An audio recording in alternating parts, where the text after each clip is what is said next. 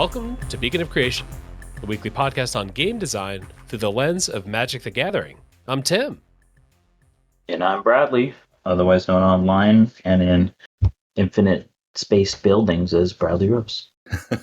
And I'm Adam. I used to be known online as Matt Olaf, but I deleted Twitter and Instagram and all that, so now I'm just Adam Klesch on Blue Sky. There you go.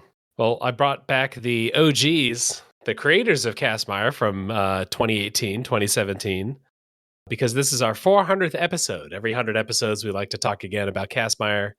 And Castmire is sort of history now. It hasn't really been worked on in a long time, but this was a community-developed set in the Beacon community.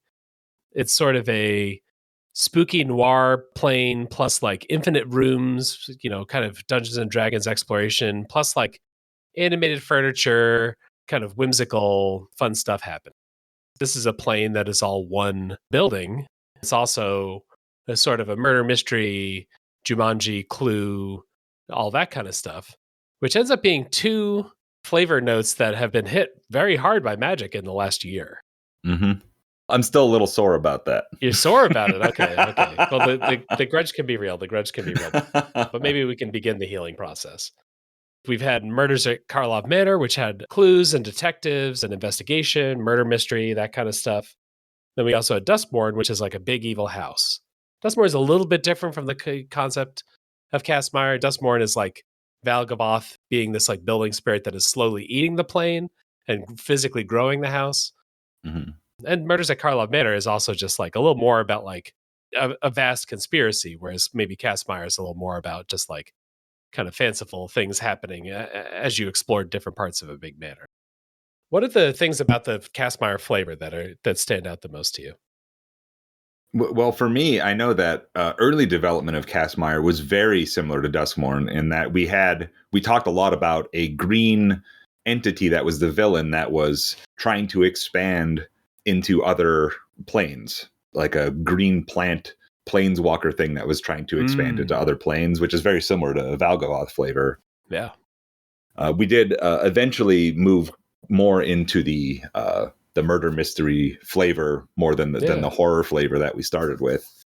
Yeah, it's because the early Castmire was like we were trying to come up with it, intertwined with early Beacon of Creation.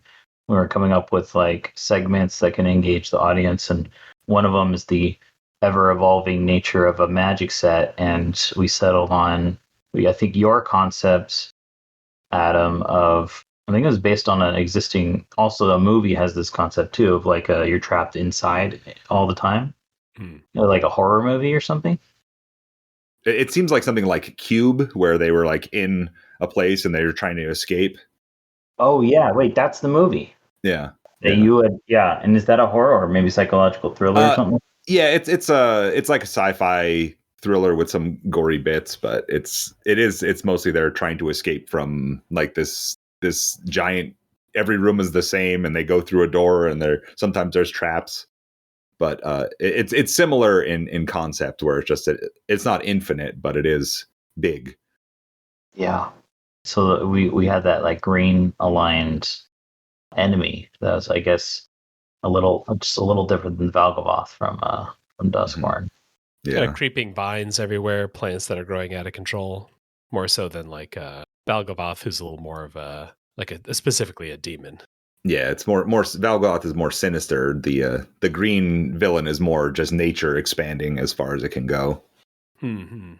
One of the ideas about Castmire is that this plane would like lead to having some kind of portals or whichever to other planes that actually relates to some of what Duskmourn's like story, what Valgavoth's drive was, because of the omen paths. Mm-hmm. Yeah. Valgavoth is kind of desperate to break containment and get into other planes. Yeah. Wow. Whereas early, like we used the idea of other planes, their stuff would end up in the Castmire plane. So and part of that is because Beauty and the Beast is one of the flavors of Castmire, where you would have these animated furniture and such, and but you might see like oh, there's this, there's dark steel things because Meriden stuff ended up here, or yeah, other objects that would be clearly definitive of other planes are also here. Yeah, like things would just get lost from other planes and show up here. Yeah. And there are kind of versions of that I remember being pretty appealing, where maybe it had been this kind of like thriving mansion that people visited from all over, and then it got cut off for decades, and then like slowly fell into disrepair and all that kind of stuff, and now it's this like decrepit thing that people are exploring. Yeah, and I remember there being a concept of the exit in capital letters. Like there's one way out, and people are searching for it. And I think the vision there was not that at the end of the the 5 stories for Castmire, someone would have found the exit. The exit is maybe is more of a myth than a reality, Right. or not. Maybe not. And then, yeah, and along the way, there was like some kind of, I guess, mage or someone who could control architecture that didn't want a possible exit to be found and would purposely twist causes what the stairs to change around and cause people to get lost on purpose. Or like a white aligned villain. Yeah. When things got cut off, that informed one of the color pair archetype. Green white was like menagerie was the name for the unnamed thing, where it rewarded you with having 5+ different creature types, and you would have a bunch of different creatures that are different creature types because of the access to different planes. So you got like your Vidalcan and different species. It's like a collector, a zoo menagerie of like just all kinds of different animals that people are running into that have since gotten loose. Yeah. We did have some interesting mechanics in this. One of the things that we started with and that went through to the end was rooms, which were also done in Duskmourn, but in a different way entirely. Yeah. But in our version, you played them face down as doors where it was a land that you could tap for a colorless mana. And then you can, I think it was, you tap a creature and then pay the visit cost because that creature visits the room, and then you flip it up and it's like a creature or an enchantment or whatever, a face down permanent. When we did playtesting, that was my favorite part of the playtesting, was doing rooms and just making like, I can put 8 lands in my deck because I have so many visit cards, and it's mostly colorless, but so it's like you put in other lands just for mana fixing. Yeah. That was a kind of crazy thing about it. So it's sort of a morph variant if you haven't seen the way we did rooms. Like it's face down. Instead of being a 2/2 creature, it's a colorless land door. And so that can like tap for colorless mana. So if you have like 1 island and 3 rooms in your opening hand, you're like, well, I only have 1 land, but I have 3 colorless lands if I need to use them for that. And then later on, like turn 8 or whatever, I can start flipping them over to get my card back, I guess. Yeah, you start reaching this critical mass of like, now I'm starting to get flooded on lands. I can afford to essentially like land destruct yourself. Yeah. By opening it up into whatever it was behind the door. Different from like a morph, where morph is more just like upgrade. Hey, I'm going to turn from a 2/2 into probably a bigger creature, or at least a creature with an awesome ability. Going from one resource to a different one, like I'm going from a land into a creature, enchantment, or whatever else. Like that was maybe closer to the edge of normal Magic design, maybe. Could we have actually had visit be like plausible as like a thing you'd put into a regular Magic set? It actually was a little bit close to the edge, because it is so good at allowing you to make good use of lands. Like, yeah, and that's why I liked it too, because it made the set feel mechanically unique from every other set. Yeah. Like this is a set that's going to be played with itself and maybe in like some custom format, but it doesn't have to be like so solid that it has to exist in Magic forever. Yeah, Visit was definitely the coolest one. I remember a lot of time was spent early on, especially as I was coming on. Maybe before my time was Startle. Everyone wanted Startle to work. Startle was just such the perfect spooky house name for a mechanic. Well, yeah, we had there's different versions of this too, because we had like Jump Scare for a while. The version that I remember is it was like, or startle a creature, where you would they can't attack or block or use their activated abilities for a turn was a version of it that we had for a while. And then it got changed to something else. Yeah, it was just different versions. It evolved over time. Yeah. One of the versions that for Startle, you can pay a cheaper cost and at instant speed if a creature attacked alone this turn. Whether it was attacking you or attacking anyone. But that ended up making the environment kind of weird. Like every time you would try to attack alone, that you don't want to attack alone, which is the fear that we're talking about. Like, if you're by yourself, it's scary, right? But now it's like gameplay wise, okay, maybe you end up waiting until you have two creatures to attack with, and you're like, oh man, that's not the gameplay pattern we want. Right. But the idea is there, yeah. Being alone is scary. Yeah, another mechanic we had too, it was still early, but a little bit later, was Inhabit, and this was the one that focused on the animated furniture and all that, where the spirits would inhabit something and give them abilities. So it had an inhabit cost. You'd play it from the graveyard and attach it to, or inhabit a creature or artifact, and then that permanent would have the abilities of the thing that inhabited it. A little bit similar to mechanics since then, like mutate or disturb. Yeah. I think it was we wanted to have haunt. Yeah. And this is what came out of haunt, because haunt is just a mess. And I really tried to make it work. Yeah, people were really into trying to get haunt to work. Because that was like the main idea of this set. It was like, this is like a haunted mansion plane. Yeah. So it's like, if there's any place to do it, this is it. Yeah, but I think Inhabit is a good a reworking of haunt, because it's still like you exile the creature inhabiting something. So it's still the same kind of vibe, but it makes it more clean and specific. There was sort of this vibe that you wouldn't necessarily inhabit an artifact to then turn it into a creature. It would typically stay an artifact. So a lot of these inhabit abilities wanted to be compatible with either a creature or a non-creature permanent. So they would have like triggers on them and some other things like that.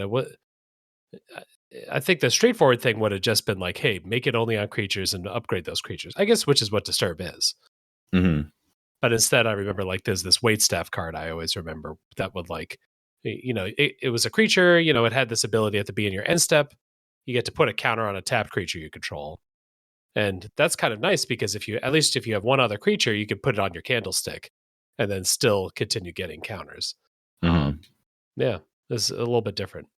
Yeah, and like there was I remember there being clues in the set as well. Yeah. And that you can inhabit a clue and give it like a tap ability to draw and discard or something, like. Yeah. Which is nice. So it makes it a little safer or a little harder to deal with than a creature in a lot of cases.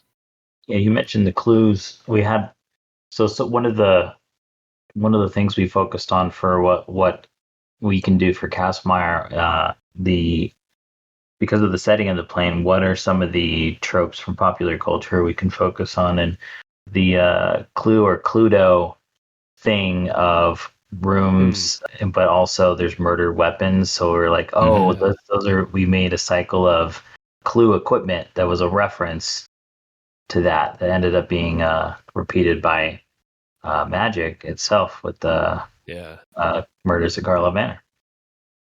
One of the ones I always remember is Warped Pipe. It's a pipe weapon, because a pipe is a murder weapon, but it's also a Mario joke, the warp pipe. That's very good. Yeah. There was another cycle of clues that we did that I don't think they've replicated in Magic yet, where they were like a letter.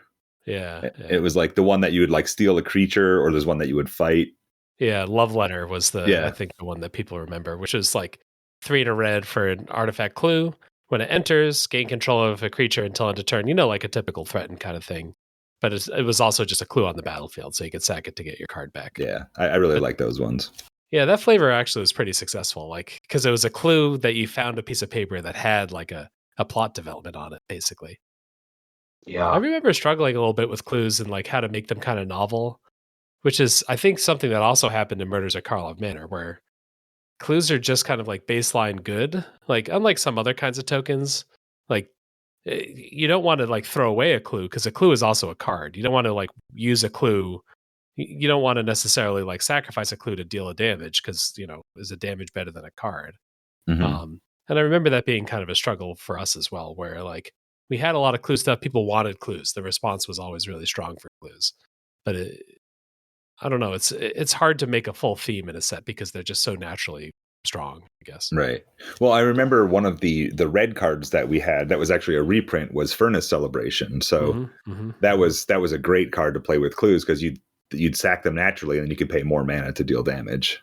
Yeah. Furnace Celebration, whenever you sack something, you get to pay to shock something. So you didn't have to use it instead of the clue. It was a thing as a result of sacrificing. Other tropes that were tried for Ghostbusters / Scooby-Doo were some of the more those are the more lighthearted aspects of when you deal with the, I guess, occult or ghosts or things like that. Mm-hmm. Or just a mystery, like the Scooby-Doo mysteries was a lot of fun. Yeah, to go with the clues part. Yeah, I guess we saw some of that with Duskmourn, with Ghostbustery, or I guess the gang of teenagers. Yeah, that's a difference between Duskmourn, because Duskmourn is like a little more like directly adversarial. There are a couple survivors, and they're actively being hunted by all the demons that Balgaboth makes. Whereas, for better or worse, Castmire is a little more like there's a bunch of stuff everywhere. There are like people everywhere doing random stuff. Just living their lives, yeah. And you're like exploring the rooms and like finding a whole town or finding a whole, faction or whatever. Maybe not quite as propulsive story wise, but I think it allowed for like more room for what are the people that live here? Because the answer for people in Duskmourn is like, well, there aren't many anymore, and soon there'll be none. Yeah, they're all having a bad time. Almost all the people that lived on this plane are dead, for better or worse. It felt hard to have a murder mystery if everyone's just getting murdered. Yeah. Yeah, the mystery was about what is going on in the place. Yeah. Grander scope. Yeah, because it was a community designed project, things shifted so often from what we were doing. It's like we had an idea for one thing, and it's like, well, what if we try something a little different? And then everything from when it started to where it ultimately ended, the concepts did shift a lot in a lot of cases. It was really important to have the power of change in the hands of the community, and early Beacon would utilize like Twitter polls before there was even a Discord to push that along. And yes, it does mean like developing the set would go slower than if you had a single person as the set lead, but at least then it would be that's what the community wanted for the direction. Oh yeah, I remember one day I was like, why don't we make a Discord? Yeah. Probably the most impactful decision for Beacon. Yeah, pretty much. Yeah. Yeah. Let's talk a little bit about how that development worked, because I think that's something that, like, since then, a lot of us have been like part of channels about different sets or have helped with playtesting other Magic sets.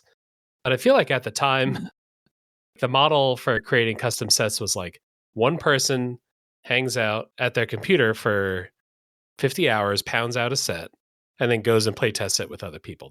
And we were trying to figure out like what else could we do. Castmire, we were trying to like figure out how could we make sure that it's not about the like one person running the set, but instead what systems can we make? What kind of events can we run to let other people feel encouraged to be involved? We ended up with something in the neighborhood of like 45 to 50 different people getting cards into Castmire, which I think like helps show that stuff worked, but it also had its own challenges. Yeah, there was like a Discord server, and people can be more involved in the waiting. Like, every week there would be an update at that speed, and then maybe they would reply on the Twitter posts. Now you can see communications in real time. So people that were more involved, one of the constructs that, and I'm not, is it you, Tim, that came up with this, or it was the idea of focus channels? Yeah. We would basically every week we would do, hey, let's get a new card in here or two cards in here or something like that. And then it was sort of like just what, we'd either like pick a color, hey, make a red common, that's at least 3 power or whatever. We'd assign those kinds of things to the community, and then they get back to us, and we'd vote on them and put the polls up on Twitter or in Discord. That was still very top down. That was me or Juliet or whoever, like coming up with the challenge that other people had to do. And then you're right, the next step from that, which I think was pretty successful, were focus channels, which is like someone saying, "Hey, I'd like to create a challenge, and I'd like to drive the discussion on it." And then so a lot of people in the community could then go and say like, "Hey, I'd like to take my try. I've been around here for a little while. I think I know how things should work." And I see a niche in the set that we should fill. So we'd make a channel for that, and then it could run for a week or two, and we get a couple cards out of it.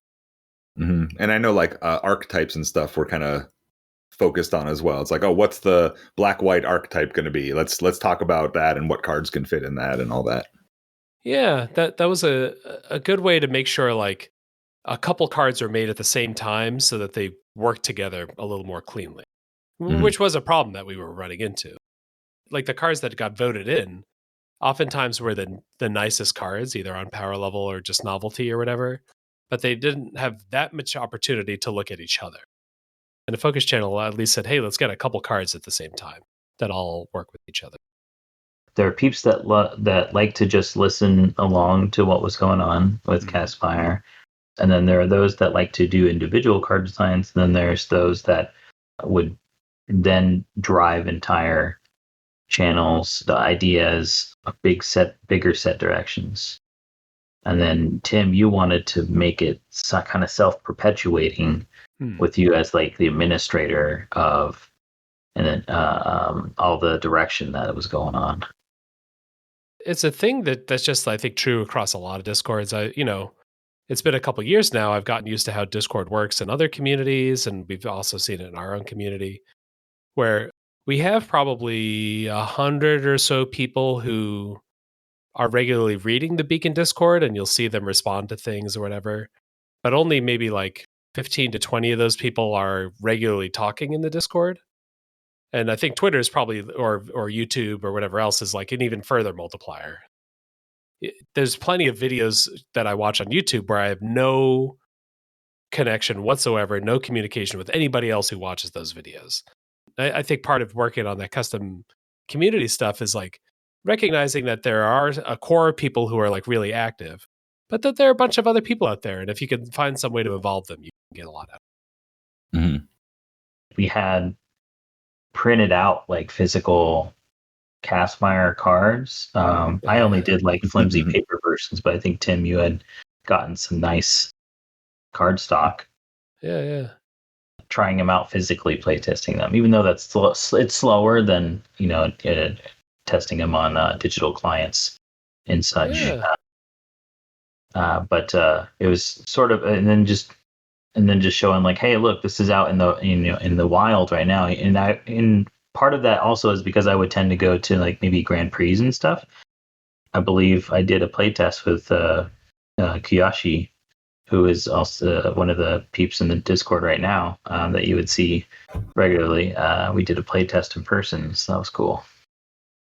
Yeah, playtesting was, I would say, the most energizing, but also the most challenging thing to do working on Castmire. People love to see that those cards are getting printed out. That generate a lot of hype, and whenever there's a new version, people were really motivated by that. But the kind of administrative cost of that was also kind of high, where getting the updated files out there, figuring out a system for how to distribute those, organizing days for people to play, figuring out what times were good for people. That was one of the most difficult things, at least from my point of view, with working on Castmire.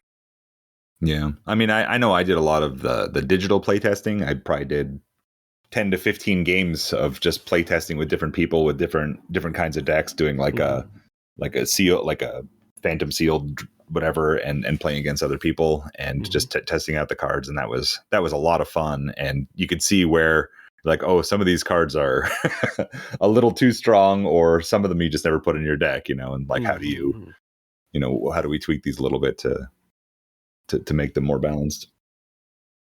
Yeah.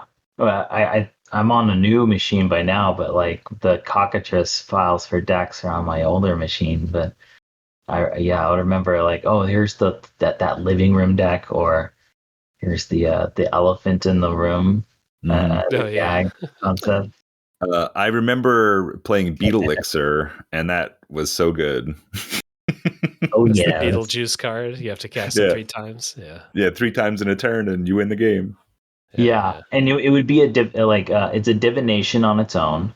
But before you do the divination, you shuffle the card into the deck. So the idea is, even if in limited, of course it's better with more. But yeah, you cast it, shuffle it into your deck, and then you draw 2 cards. And if you've cast Beetle Elixir three or more times or in the turn, then you win. Yeah. Yeah, I had 2 of them in my deck, and then I got to do it one time, and I was very happy that day. Yeah. Some dreams there. Mm-hmm. So I guess the kind of end of Castmire was, we worked on the set for long enough. It was maybe difficult to keep these channels running, the interest going, like the administrative stuff, all that kind of stuff. And I think fundamentally the hardest thing that Castmire was running into was how to then change cards. And I think that was probably, to me at least, the death of the Castmire development. You need to change a fair number of cards in a Magic set. You need to do so kind of regularly. But we had this sort of mixture of like people who really wanted a lot of changes and people who are disappointed when their cards changed. Because if you imagine, like, if you have one card in the set and you're really proud of it, and then it gets changed to something that's like not even a little bit different, a balance change, maybe you can get behind. But hey, we don't want that card in that slot at all anymore. That was a really difficult thing for people. And it was really hard to balance, like the pride of getting in the set with the the kind of like major bummer of having that pride just deleted. Mm-hmm. Yeah, I think for me, maybe there was 2 or 3 cards that started in the from the beginning to the end that got in the set with my name on them. So I'm like, well, I got a couple in there. I'm happy. If we wanted it to be so community driven, people like to have their stamp on the set. But the nature of making sets is that 1% of the cards make it to the final product. That's tough. Yeah. And then I remember there was ideas of like, hey, the community is deciding to get rid of this slot, and maybe you let the designer know, which would then logistically also causes a slowdown and then thus death of maybe you have the opportunity to address the issue of the slot and maybe redesign a new card.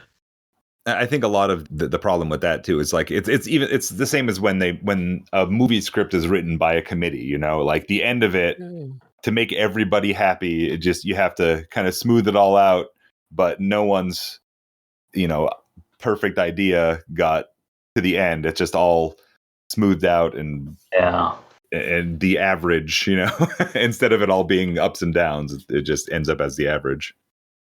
I mean, I've still really enjoyed working on Castmire. It ended up, we put it on the back burner, but we got a lot of other things because of it. A lot of other events that we do, and learning what is really compatible with Discord and what is a little less compatible. Oh yeah, and we got a lot of episodes of the podcast out of it too. It's like that's what drove us early on, is to keep doing Castmire stuff. It's like, oh, here's a new thing to do. Here's a new thing to do, and just having so many episodes devoted to it really kept us going early on. And I think it actually like opened up a lot of room for the podcast to move away from Castmire, because we had to do them pretty regularly. They had kind of gotten to the point where you had to like read a lot of cards in order to listen to the episode at all. So it was this very hard thing to jump in on and get up to speed on. And validating for the people who are really into it. Like it was like a point of passion, but I think making sure that there's a balance between, if you want to get really involved in something, the Discord is the place to do that. If you want to just learn about something on its own, that's what the podcast can do for. Yeah, figuring out that set early on was also like figuring out what we can do with Beacon episodes, because we knew we wanted to sharpen our magic design skills, and having a community of also like-minded hobbyists would help with that. But it was like, what do we talk about? So one of the things was like, oh, color pie challenges, where we just quiz each other and you could play along at home. Of like, what color pie is, say, control magic and things like that.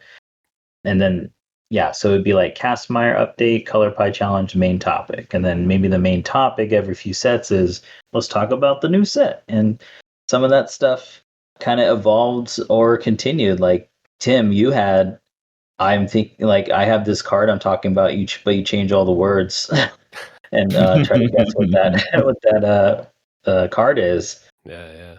But we do still talk about whenever a new set comes out, some aspect of it. All right. So the other thing that we did to get ready for this episode is we asked for any ideas people had for Castmire. So we got a couple big ideas for Castmire and then a couple flavor ideas. And I'm going to run each of those by you guys. The first one here was from MDub, from Peter, which is, I got to read this little pitch and then we'll talk about it. The pitch is that Castmire is a living plane and a living plane deserves a living set. Community-driven sets are a large undertaking that take a long time. People come and go. Communities change. The principle of magic design changes too. What if Castmire wasn't a relic of a specific period, but a reflection of many? My pitch is a rotating set, much like a format rotates. The set would be divided into subsections, each with a shelf life. At a decided point, some subsections would rotate out and the community come together to rotate in a new subsection. Imagine a section is about 30 cards. This rotation would fix archetypes, introduce new ones, introduce a new story beat, or new mechanics. This would be followed up with more time for drafting and playing a set before the next rotation. In this way, the set would also reflect the community goals in that moment and continue to foster participation. Commitment would also be less than that of designing an entire custom set. That's really cool. That reminds me of a thing that they did on Arena when they did, I forget, they did like a remastered set, and then they would put like a bonus sheet. And then like 1 week it would be, oh, these are all planeswalkers that you can draft. And then it would be like instants or whatever. Like they'd have one slot in the pack where it would rotate. And this reminds me of that. It's not the same, but it reminds me of that. Yeah. But this would be like each slot in the pack would rotate out every 3 months or whatever, which would be interesting. I like it. Yeah, it was like Pioneer Masters, I think, or maybe like the Innistrad Mega Remaster. Like, yeah, there would be a week where, hey, it's instant sorcery week. But this is maybe like you would ship whole chunks. Like black red might disappear, and then a new black red has to show up. Yeah, like a whole chunk one of the archetype. Yeah. Yeah. That's cool. I like that. Instead of blue white being equipment focused, it would be, oh, what if blue white is focused on inhabit instead this time? Yeah. A new mechanic shows up. I like that it leverages one of the unique aspects of a community-driven set that sets it apart from what Wizards releases. What are some of the things that Wizards cannot do? And this is one thing that we can do. Yeah, that's a good point. It does solve some of the problems that we had just talked about, where like getting up to speed is a big cost for people. And also the ability to make an impact on the set is going down over time. We're more and more firm on our mechanics. We're more and more, locked into specific cards that we know are going to be there.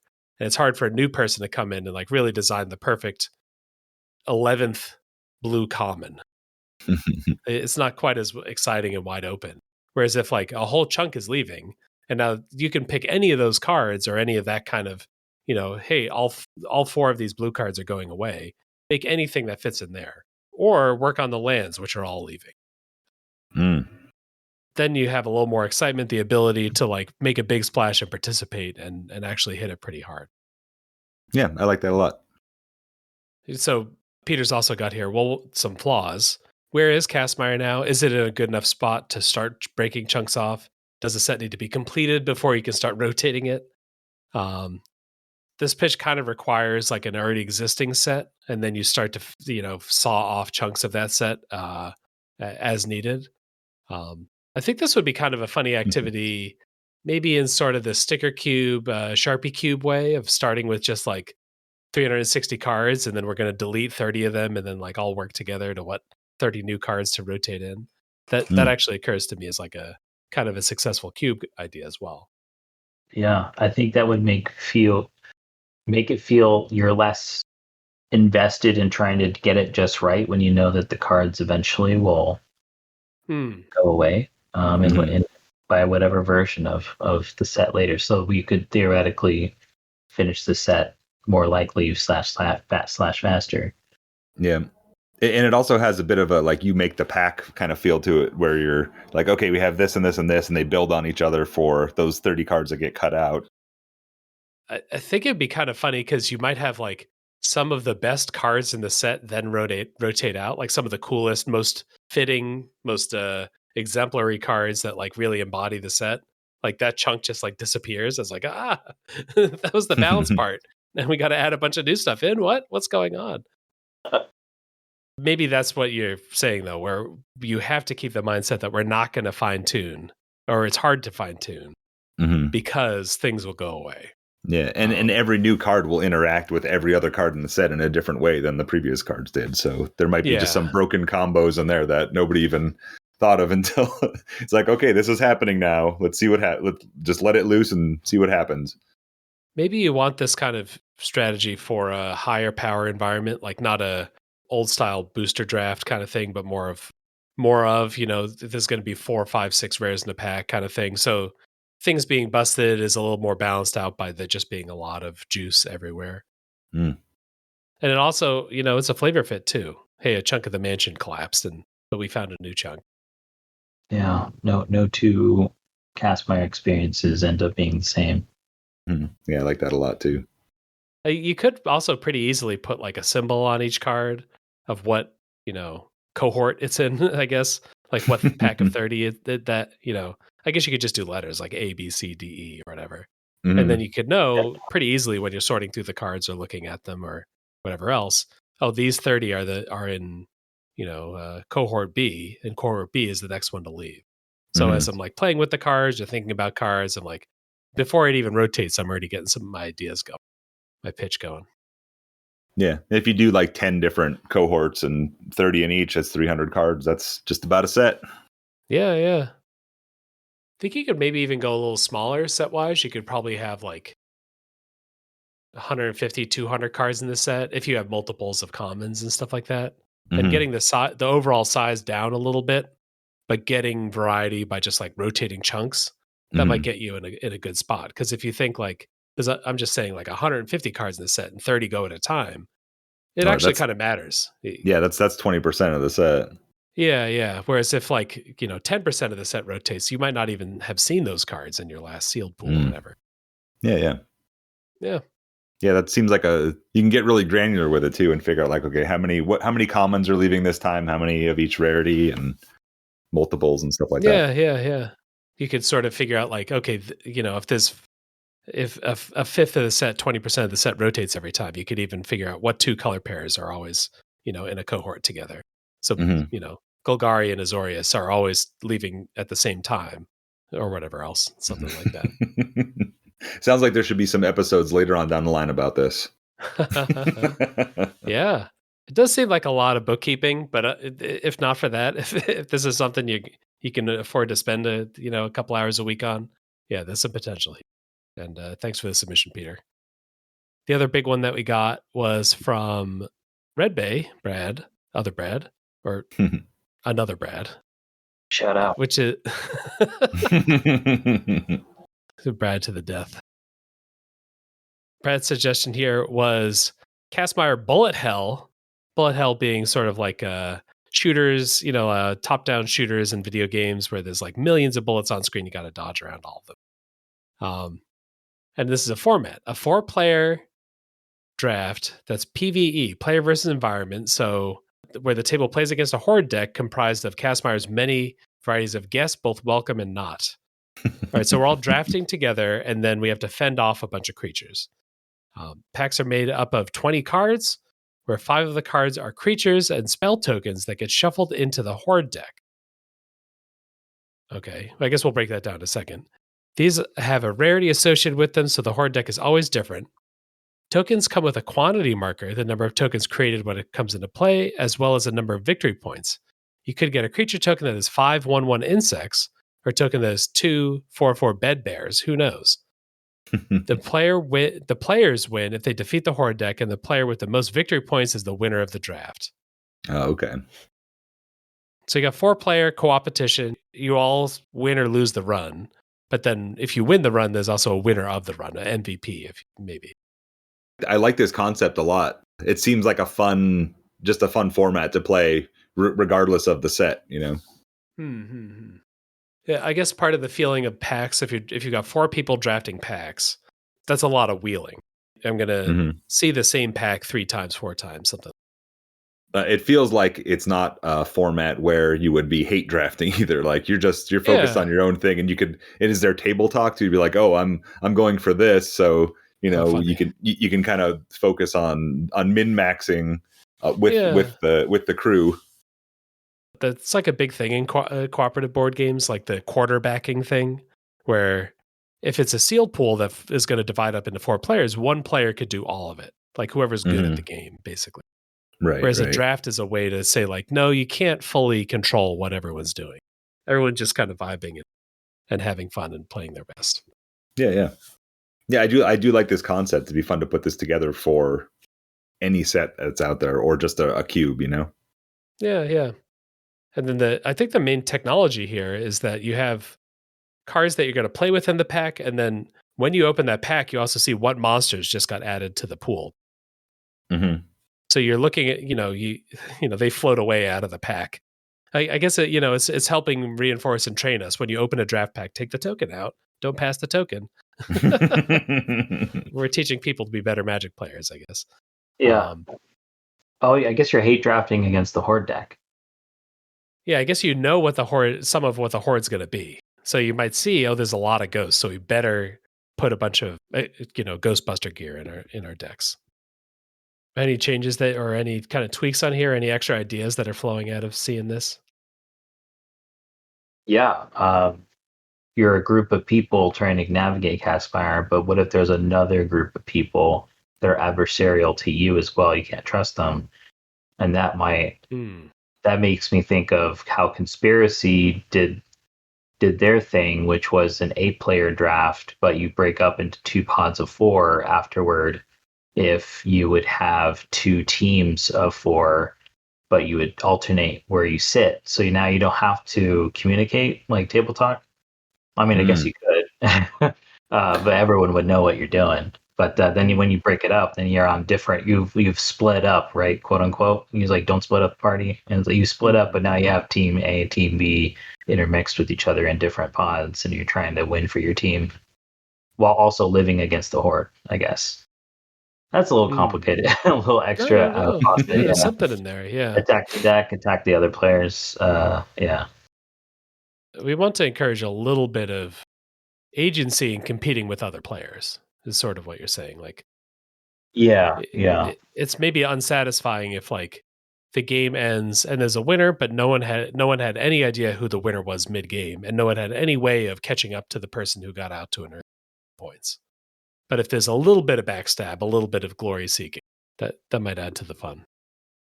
And give us all a reason to not just like draft it all face up and like really quarterback exactly who gets what card. Because we want it to be a little secret. Yeah, that's what I was afraid of. It was like, man, this didn't wheel. That means someone. Hopefully, you're not this person. Like someone made a mistake. Another piece I think might help with this is when you have this like 4-player draft where everyone's working together. All the cards in those packs are going to go to everybody. Like nothing's going to get wasted. And I think one thing that might help is if you cut off the draft when there are like 3 or 4 or 5 cards left in the pack, so that the feeling is, hey, we can't take everything. What are the things we are taking? And that might feel a little more survival-y, a little more rushed, a little more tense. It's nice, yeah. Yeah, like everybody gets, well, what would that be? 3 picks out of the pack, and then there's 3 cards left, and nobody gets those. Yeah, exactly. There's going to be a couple that go to waste. And hey, maybe we ended up regretting that we left something behind, but it's too late, blah, blah, blah. Now we've got something to try for next time. That reminds me of like in board gaming, Arkham Horror would have a new big bad each time. And then there's all these different like little item cards that would be changing from game to game. And some aspects that you could wield yourself with would be useful for certain situations and not. So then your replayability goes up because you'll try your best each time to get the right combination of answers to the problem. Yeah, the cards that are good in a particular game shift because the bad guys are different. And that's part of what Red Bay is looking for, I think. Yeah, the Castmire, which area of Castmire you're dealing with changes. All right. Well, that was another sick idea. We're kind of 2 for 2 on cool, cool mods.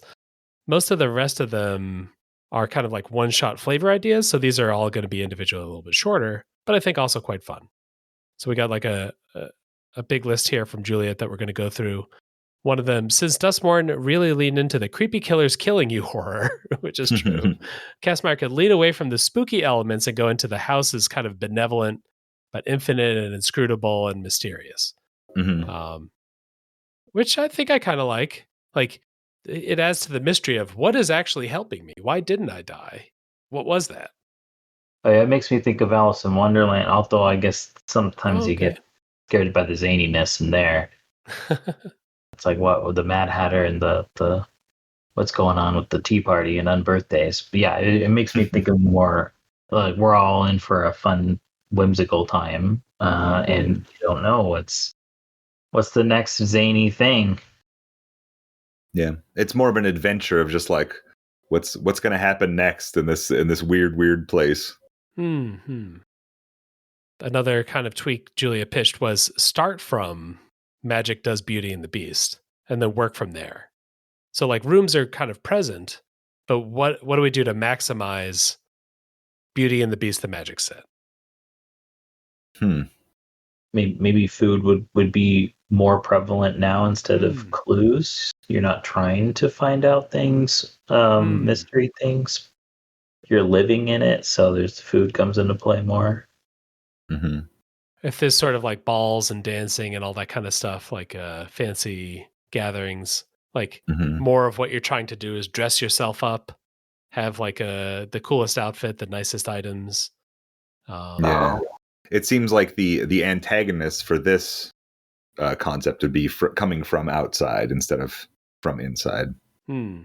Yeah, there's a certain decorum from the living here day to day. We have tea time here, but this rascal wants supper at a different time. Next up on Julia's list here was, I don't quite understand this one. Maybe you can help me. Castmire, but is Die Hard. What does that mean? Okay. Would you say most of Die Hard takes place in a building? It does, yeah. Nakatomi Tower, and there's like one guy trying to stop people who are invading it, or like terrorists or whatever. So it's a singular hero or maybe a small group trying to stop people from invading. It's the first Magic set that's also a Christmas movie.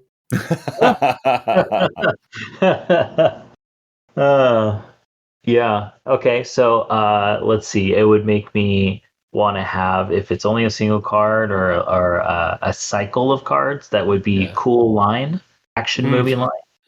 So the Yippee-Ki-Yay one. Okay. I guess this is sort of a different twist on survivors without a lot of resources versus antagonists that are trying to kill them. You have to like stay hidden. You have to sneak around. It's still heroic in some way, maybe more so than a horror movie. Combats are action scenes. Sometimes each turn is a beat. Sometimes there's combat, often, but I guess action movies would have more combat than non-action movies. I guess the set, a game is a film.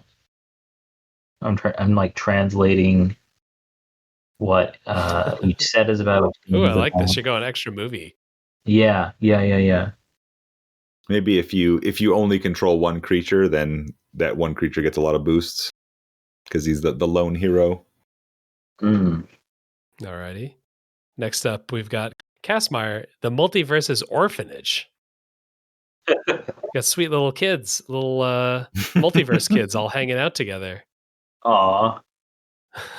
This makes me feel better about all the stories in which tragedy happens across Magic's story. Like, oh no, what does that mean for them if you think too long about the aftermaths. I know that they're here. They're here. Mhm. They're okay. To me, this feels like a Muppet Babies vibe. Muppet Babies. I mean, spilt milk would be a big deal. Mm-hmm. Do we bring back the 1/2 mana symbol? No, there you go. Oh, everything's tinier. It doesn't even cost a whole mana; it costs half of it. All right. Faster games. Faster pizza, Papa John's. No. I was just thinking about not a sponsor. I was thinking of what does it mean to have 5 life as your starting life total? If we're thinking everything's kid-sized. Okay. Muffet Babies. All right. I need 1 minute. I'll be right back.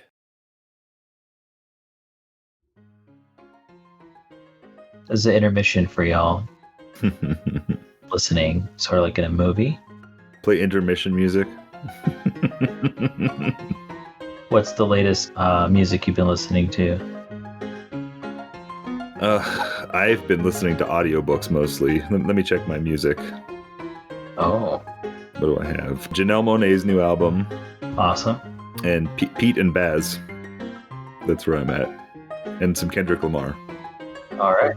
Those are some suggestions I can look out for. Yeah. Pete and Baz are 2 old English guys who do rap. And they're pretty good. I like Janelle Monáe's new album. It's got like a little bit of a reggae vibe to it in a lot of the stuff. It's interesting because Holly and I both like Janelle Monáe, but the Dirty Computer album is the one that we both love, and she loves all the albums before that, like those, and she doesn't like the new album, and I love the new album. So it's just like the way Janelle Monáe's music evolved is away from what my wife likes, but more close to what I like. So awesome. I've just been playing Linkin Park. There you go. Oh, also I've been listening to Rage Against the Machine because reasons. Yeah. Whatever you store in your garage that you only use every once in a while, that's sort of the same concept, I guess, for creative things. That album you might bust out. I guess if you're feeling down, you might then get out your emo music. Mm-hmm. March of the Black Parade, right? You guys doing music, Rex? What are you doing over here? Oh yeah, Brett asked me what I was listening to, and I went through my music, my Apple Music, and to see what the last stuff I downloaded was. And yep. I've been trying to listen to music more when I'm walking instead of podcasts to try to give myself time to think. It's probably still 75% podcast, but down from 100%. All right, we got just a couple more here. Julia's last one here is the one that was going to require the most deciphering, I think, which is rooms with meld, parentheses, this works somehow. So meld was a mechanic. We've seen it in Eldritch Moon and Brothers War, where there are 2 cards, each on the backside is half of a card. And if you fulfill some condition, the 2 cards flip over and form 1 mega. So it would be if you visit one of the rooms, you visit both of them, so they both flip up and then meld together.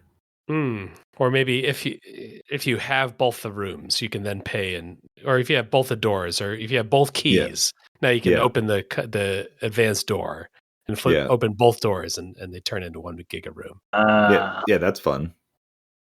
That makes sense. Like the grand ballroom or whatever is just it's so big that there's 2 doors to it, so you need to open both of them at the same time to go there. Now this is assuming Castmire rooms and not Duskmourn rooms when rooms are mentioned, right? Oh yeah. Well, Duskmourn rooms don't exist to me. No, I'm kidding. That is a cool mechanic. I like what they did with rooms. Yeah. But if just to make sure to cover it in case Juliet did mean Duskmourn and it's not dead Juliet, nothing happens when you unlock both rooms currently that is greater than, if you had unlocked, I guess, 4 rooms worth, can you then flip them both over to make a huge room. Maybe you have a living room and a family room, but you have a dividing wall that you can shift to make it into a party room. Oh, okay. When you need to. It reminds me of like conference rooms in like a hotel where they have that big door or the big wall that you can move out of the way and make it one big room. The accordion wall. Yeah. Okay. There you go. But I do like the opening two doors leads to an actual big space. Yeah. It would address some of the like an issue with the with these doors is that when you play it face down, you always can turn it face up. So you're always thinking through each turn, maybe a choice paralysis, trying to like, do I flip it up now or do I need the mana later? Whereas maybe most of the time it's a land, so you don't have to worry about it. But if you end up getting the magical combination of two, then now you can only consider that one possibility of flipping them over, and it's a steeper cost, so you might not have to do it until it gets to the end game. Right. And I don't know if it would be called meld in the same way. It would be like it would still be visit, but it'd be like you have to have both halves of it. It may be like a different term attached to visit. Grand visit, yeah, something like that, where you get both of them and then they both flip up. Yeah. All right, maybe this is more possible than I gave you credit for to start with. We got a couple more little bite-sized ones here to talk about. I threw one in there, cooking and chef stuff. So we got walk-in kitchen appliances. What kind of food do they make for us? I guess I really like the spirit artifacts. Like that flavor, that combination of like an artifact creature spirit, like was really appealing to me. Is Castmire the place you want to do food? Does food make sense here? That feels a little grim because it's food. You're supposed to eat it, right? But I mean, there is like ginger brute, right? Where he's a food. Yeah, I guess there is some messed up food too. Yeah. Yeah, he's a food golem, and you could sack him to gain life or do other stuff. The food is artifacts, but the kitchen peeps that make the food, they're not food themselves, right? They're probably not. Yeah. Like, so you have like a spirit knife that is cutting up the sausage or whatever, but the sausage is not a creature. Yeah, I saw that movie. It wasn't great. Okay. Oh, that's funny. Okay, so what we can focus on, I think in what I get excited about is like, unlike Eldraine, where there's a lot of just focus on the base food of like, oh yeah, there's cheeses and pies and so food is important here. But then when we go into making food inside the home on the Beauty and the Beast level, now you're maybe more concerned with making refined food, seasoned food, flavored food. So now you can have mechanics that we've maybe seen in custom Magic before, like seasoning, different kind of ways you interact with food on a. You become more foodie-like in this world than in Eldraine. Yeah, more refined. Yeah, like this is for dessert. This is not the starter. This is not the application. This is not the appetizer. Oh, okay. Your utensils are more effective with certain foods. I don't. Yeah, or like just having a static effect on something, like an animated refrigerator, like your food, or like food you control has gain 4 life instead of 3. You know, something like that. Or whenever you sacrifice a food, you draw a card or something. You know, create a food at end of turn. Yeah. All right. I guess we just had our food episode last week or this week with Aaron and Juliet. Yeah. So maybe we take some of that inspiration for it too. Peter's other suggestion here was another quick one: legendary actions from D&D 5th edition. In 5th edition, when you face a boss, they grant that boss legendary actions to affect terrain and lair. Castmires of mansion constantly in motion could reflect the same thing. So in D&D, in newer versions of D&D, there's sort of this concept that like everyone's got a turn, right? It's a turn-based game. each party member takes a turn, then the dragon goes, and then each party member takes a turn, then the dragon goes. And then the legendary action is sort of a way to say, well, it's kind of weird to just like beat up on a dragon 5 times in a row, then have it take one turn. Let's give it some extra things to do outside of its turn cycle, to show that it's like so powerful or so capable that it's not limited to just one attack every turn. Is there some way we can map that to Castmire, to Magic? First thing I think of is archenemies' schemes. And schemes only happen at the beginning of each of the archenemies' turns. But if you can imagine, what about the time between turns? You could do even more, a development happens in between each of. I guess I'm thinking team-based again. If there is 3 against 1, 4 against 1, between each of our turns, there's something that's happening. To me, it seems like it would be something like a planeswalker has something like for each creature the opponent controls, it does something. Yeah, I don't know. Does playing a game of Castmire always introduce a quote unquote third, not player, but like thing that you have to win, but also not lose to the thing that's happening? Kind of the event deck concept. Yeah, that like between each turn, you flip over a card in the event deck and something happens. Mm-hmm. I guess Plane Chase adds that texture to, you are still fighting each other, but planes happen. But in this case, yeah, an event happens. Yeah, it seems like a plane chase sort of thing, like Castmire, because there's different, different landscapes. You're running through rooms doing different stuff. And maybe like a plane chase style concept would work for that too, but it flips every turn. Room chase. Yeah, room chase. Because if you're both fighting each other and you're in the house, maybe you're on the stairs, or then you're in the kitchen, or then you're in the garden. Mm-hmm. Like whenever you get attacked or whenever you get damaged, you go to a different room because you get knocked into another room when you're fighting or something. Yeah. But then I guess Castmire punches back sometimes. The plane chase deck often like dominates the flow of the game.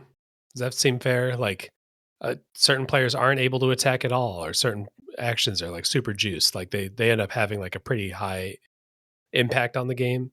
Is that something you want in a one-on-one game? It feels kind of okay in a multiplayer game, because if someone gets benefited, everyone else can team up on them. And one-on-one, it might just flip an event, and then it's like, well, I guess I lost, not because of a card in your deck or a card in my deck. Yeah, true. Maybe the event would be like you flip it over and it's like the player with the least life or tied the least life draws a card, or you flip it over and it's like you get a food token, or make it muted effects, yeah. Or catch-up effects, yeah. Maybe that's part of it. Mm. And then you can start to decide, like, what actions do I take mid-game, knowing that there's going to be some catch-up, stuff like that, yeah. Yeah. All right. You can maybe try to grab the mustard so that when the ketchup arrives, I'm just kidding. Very nice. Thumbs up for me on that. Thanks, Brad. Our last one here is from Cord. They called it Windows of Castmire, a 2-faction perspective of Castmire from the people outside and how they perceive the inside, and the beings within and how they perceive the world outside. Oh, there are things outside the mansion. Ooh. Windows of Castmire. That's great. If you're a part of the outside party, you might have in neighborhood type of kid horror, kid Halloween movies type of thing, you would go, oh, that's the creaky old house. No one ever goes there. Who knows what happens in there? Sometimes I hear strange noises, and I hear it's because of this. Or what if it's like a dollhouse and it's super tiny, and you look outside, you see a giant eyeball. Oh, okay. What if every window in Castmire you see a different plane outside? Oh man. Castmire as a building exists on every plane somehow simultaneously. But it's a small building from the outside. There's only a couple windows. And if you look in, you only see the 1 or 2 rooms. Yeah. But if you walk in that front door, it doesn't go back outside anymore. It just goes to a different room. Oh, one-way street. Yeah, that's a little chilling. If you still want to tie it towards horror or thriller. Or just every window's a new adventure. Mm-hmm. Yeah. Adventure is a nice one. Then you got like Doctor Who sort of type of thing. Oh yeah. It would be different points in time if we go TARDIS style. Whoa. Oh yeah. Yeah, if it's somewhere else, it doesn't have to be all at the same time. It's maybe easier, just complexity wise, if we're not trying to synchronize time. If there's infinite rooms, there's got to be infinite windows too. So you got to go through all different points in time. All right, so that's our sort of extra pitches for Castmire, some other fun things. Now that we're all kind of on the same page, listeners, with the history of Castmire and sort of what it is, here's some ideas of what you could do with it. And I think that's about it for our Castmire content for the ep. Are there any final things about Castmire you want to bring up? Yeah. I wanted to share one of my favorite memories of Castmire. Oh, okay. Is kind of related to this milestone of episode 400. Is that 200 episodes ago, at episode 200, Juliet was with us three and running a one-shot role-playing adventure set in the world of Castmire. Yeah. Which was a lot of fun. So if you want to go and listen to that for extra Castmire fun, I'm gonna go do that. Yeah, you don't need to know a lot about the set. You could just experience the vibes. It was me and Adam going kind of theme park style, crazy thing to crazy thing. Mm-hmm. I'm gonna go download that episode right now. Hold on one second. Okay. All right. Well, before we get out of here, I do want to remind everyone of our design challenge for this month. It's You Are What You Eat. Design a card with Devour, Emerge, or Exploit. Devour is the thing where you can eat creatures as a creature enters to get a bigger dragon or whatever. Emerge is like I get to sacrifice a little creature and then bust out a big creature at a discount from them. Exploit is the kind of Tarkier one where if something enters, I get to sack a creature, and if I do, I get a spell effect. Which of those is your favorite? What ones are you guys a fan of? Sorry, I was downloading a podcast. I didn't hear what you said. Devour, Emerge, Exploit. What's your favorite? I love Eldrazi, so Emerge. Okay. Oh man, that was gonna be mine too, but only because I was thinking of like how do I do Dragon Ball in Magic system, and how do I do Super Saiyans? But I was like, wait, it's kind of like a merge where if you have Super Saiyan Goku and you have Goku already, it's cheaper. Okay. You're thinking Emerge like in like a Pokemon evolution type thing. Oh yeah, that's a perfect. Yeah. Maybe Pokemon would be a better example. Yeah, if you have Charmander already, Charmeleon's cheaper. Yeah. I guess we haven't really seen like you need to have inexperienced Elspeth, and then if you have that, then you get to bust out Archangel Elspeth out of that. Yeah. Maybe that's what you do with the merge. Yeah, harder combinatorially. Yeah, it is hard to have both in hand. Like a 10 mana legendary creature, a 10 mana Sarkhan, but he's less than 10 mana if you emerge him out of a smaller Sarkhan. If you use his previous life experience. I'll have to ask. Yeah. You'd have to set up some other it has cycle on the 10 mana Sarkhan. You're like, okay. Sure. Yeah. I think Devour is the one that is most in need of redemption. So if you're an underdog designer, if you like to take the most maligned of the mechanics, I think Devour is your mission. But this challenge is You Are You Eat, and the bonus points are kind of related to that. The first one is You Are What You. You want multiple of this card in draft. This does damage and then extra damage for each of those you control or each of them that are in your graveyard, something like that. And then our last bonus point, we had You Are What You Eat. We had You Are What You. The last bonus point is You Are becomes, the word becomes appears somewhere on the card. Mm-hmm. So this becomes Colorless Eldrazi in addition to its other blah, blah, blahs. And that'll be due March 28th. So you have a little over a week to get to that.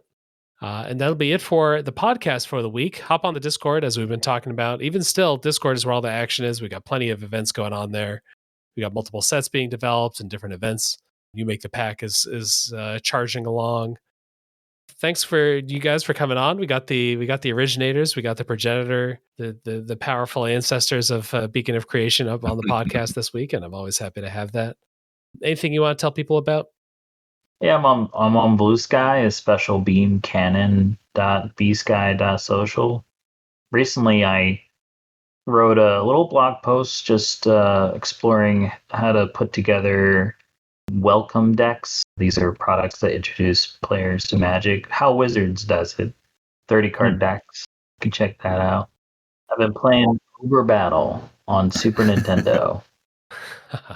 Ogre Talk Battle. me on the Discord about Ogre Battle. Is that the Let Us Cling Together? Or is that, or no? Ogre Battle is the like March of the something. Yeah, the March of the Black Queen. Yeah. Okay. I'm finally getting around to it. Ogre Battle 64 is what I grew up with. This is like a lo-fi version of Ogre Battle 64. Think if you played Star Fox 64, if you go back to the Super Nintendo Star Fox, you're like, okay, this is a bit grittier, but I see it's still kind of moving around in 3D space. And I'm at adamkletch.bsky.social on Blue Sky, and I am going to be opening a magic shop in like a year or something. Who knows? At some point in my little town that I moved to in Minnesota. And I've been playing Marvel Snap a lot. Oh, okay. Still on the Snap game. What's your favorite recent card that came out? The new one is Agamotto, and he's pretty good.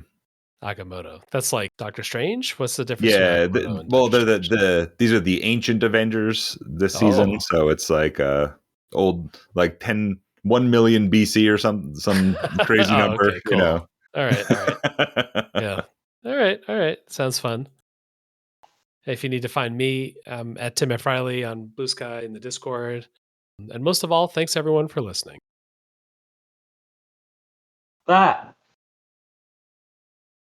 Did you get startled?